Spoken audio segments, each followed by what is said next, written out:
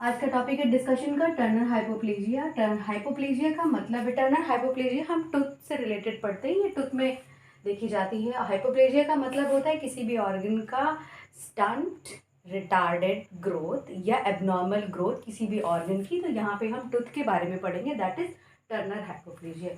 और ये हम पढ़ेंगे कहाँ? ओरल पैथोलॉजी के पहले चैप्टर में पढ़ेंगे, that is the developmental disturbance of oral and paraoral structures. तो उसके 9 पॉइंट्स हैं। Developmental disturbances of jaw and arts का रिलेशन, टंग, लिप, पैलेट और टीथ और salivary gland and one last one is the lymphoid organ. तो ये 9-10 point पहले chapter के अंदर पढ़ेंगे। तो उसमें है डेवलपमेंटल डिसऑर्डर्स ऑफ टीथ के सब टॉपिक हैं कि टीथ में डेवलपमेंटल डिसऑर्डर्स किस किस के बेसिस पे होते हैं। साइज के बेसिस पे हो सकता है, शेप के बेसिस के पे हो सकता है, टूथ की ग्रोथ के टाइम कोई भी डेवलपमेंटल डिस्टर्बेंसेस हुए जिसकी वजह से उसके स्ट्रक्चर में चेंज आ सकता है, उसकी ग्रोथ में चेंजेस आई हैं तो कोई डेवलपमेंटल डिसऑर्डर हो गया। और एक और होता है नंबर। तो हम स्ट्रक्चर के सब हेडिंग में टर्नर हाइपोप्लेजिया पढ़ेंगे। तो क्या हुआ, जब भी डेसिडुअस टीथ में किसी भी ट्रॉमा या इन्फेक्शन की वजह से पेरियापाइकली एब्सेस बन गई या कोई ट्रॉमा हो गया जिससे कि परमानेंट टूथ डिस्टर्ब हुआ, उसके डेवलपमेंट की टाइम पे ये दोनों चीज़ें, या इन्फेक्शन या ट्रॉमा हुआ, तो उसके बडिंग स्टेज में ऐसी चेंजेस आए जो कि उसकी स्ट्रक्चरल डिस्टर्बेंसेस क्रिएट करेंगे। तो वो होती है, लीड करती है टर्नर हाइपोप्लेजिया को। अब इसमें देखेंगे कि कैसी होती। तो इसमें टूथ की सरफेस ब्राउनिश डिस्कलरेशन होता है और क्या होता है, पिटिंग सरफेस, पी टी और ब्राउन डिस्कलरेशन। ऑब्वियसली देखो, जब पिट हो जाते हैं तो कोई भी, बहुत सारे बच्चे आए होंगे, देखे होंगे कि पिटिंग सरफेस हो गई, उनके ब्राउन डिस्कलरेशन हो गए, वेरी कॉमन है डेसिडुअस टीथ के में, और ये परमानेंट टीथ में भी होता है। और इसमें कौन से टीथ ज़्यादा अफेक्ट होते हैं? तो 1, 2, 3 ये ज़्यादा अफेक्ट होते हैं। और कौन से हो सकते हैं ये? अगर ये सिंगल टूथ है तो दैट इज टर्नर हाइपोप्लेजिया, और अगर बहुत ज़्यादा है तो हाइपोप्लेजिया है, इनामल हाइपोप्लेजिया। ठीक, डेंटिन हाइपोप्लेजिया भी। इन दोनों चीज़ों का डिफ्रेंशिएट करना देखने से थोड़ा मुश्किल होता है। डेंटिन हाइपोप्लेजिया रूटलेस टूथ होती है, ये रूटलेस टूथ नहीं होता है इनामल हाइपोप्लेजिया में। तो अब ये देखना है कि कौन से टाइम पे डेसिडुअस टीथ अफेक्ट हुआ या ट्रॉमा हो गया या इन्फेक्शन हो गया जिसकी वजह से ये परमानेंट टीथ अफेक्ट हो गए। तो बडिंग स्टेज पे बुक में लिखा है कि बडिंग स्टेज पे कोई भी स्ट्रक्चरल डिफरेंस या स्ट्रक्चरल एबनॉर्मलिटी हुई जिसकी वजह से टर्नर हाइपोप्लेजिया की कंडीशन डेवलप हुई, तो ये परमानेंट डेंटिशन का नाम है।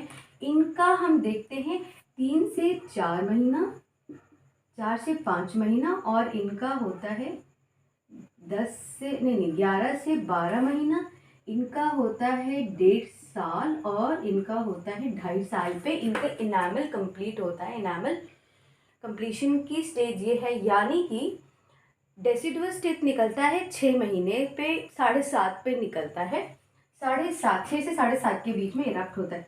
तो 7.5 महीने से लेके 2.5 साल तक जो भी डेसिडुअस टीथ में ट्रॉमा या इन्फेक्शन हुआ वो इतना ज़्यादा हो गया कि इसे भी अफेक्ट किया, इनके डेवलपमेंट के टाइम पे इनको अफेक्ट किया, तब ये टर्नर हाइपोप्लेजिया की कंडीशन डेवलप होती है।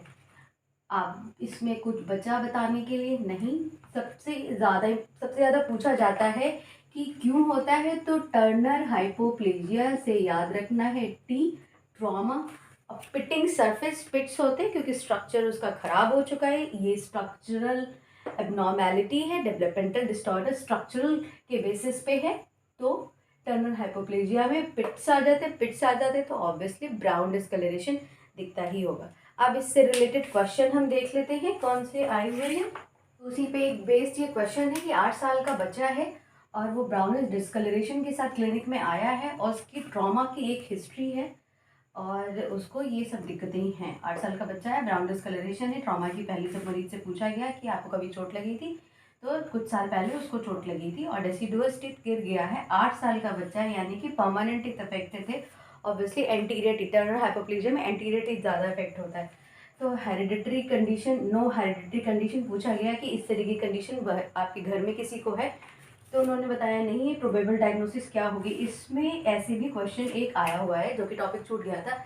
तो स्ट्रक्चर के बेसिस पे, जहाँ पे फर्स्ट चैप्टर में एक टॉपिक है developmental disorder of the teeth, उसके सब टॉपिक में स्ट्रक्चरल के पॉइंट बेसिस पे डेवलपमेंटल जो डिसऑर्डर हुआ उसमें भी 4 हेडिंग्स हैं, जिसमें हम amelogenesis imperfecta, enamel hypoplasia, dentinogenesis imperfecta, dentin hypoplasia and odontodysplasia, जिसको कि घोस्ट टीथ भी कहते हैं। तो amelogenesis imperfecta is totally hereditary. Enamel hypoplasia ये लोकल इन्फेक्शन, ट्रॉमा, यानी कि इसमें आता है टर्नर हाइपोप्लेजिया, ये लोकल इन्फेक्शन से हो सकती है। इनेमल हाइपोप्लेजिया ट्रॉमा से हो सकती है, कुछ कंजेनाइटल भी होती हैं। कंजेनाइटल का मतलब है उसके बर्थ से ही वो दिक्कत है ना। इसका मतलब ये नहीं कि वो हेरिडिटरी है। कंजेनाइटल सिफिलिस अगर बच्चे को है, जिसमें कि ये दिख जाएंगी इनेमल हाइपोप्लेजिया, और भी फैक्टर्स होते हैं, लेकिन हेरिडिटरी नहीं है, जिसमें से एक टर्नर हाइपोप्लेजिया इसी का एक डिजीज़ है। Dentin hypoplasia is totally gene disorder, ये एक जीन डिसऑर्डर है। जीन डिसऑर्डर में नाम है DSPP, that is dentin sialoprotein and dentin phosphoprotein, जिसका जीन का नाम है, ये भी इंपॉर्टेंट है, डायरेक्ट क्वेश्चन पूछ सकते हैं, 4Q21.3, 21.34Q। इसे कई बार पढ़ेंगे तो ये फिर याद रहेगा। डेंटिनोजेनेसिस इम्परफेक्टा एक जीन डिसऑर्डर होने की वजह से होता है।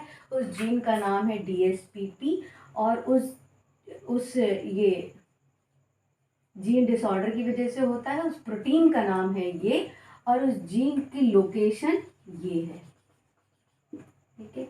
अब डेंटिन हाइपोप्लेजिया ये भी हेरिडिटरी है। ओडोंटोडिस्प्लेजिया का अभी इटियोलॉजी अननोन है, पता ही नहीं है कि ये क्यों होता है।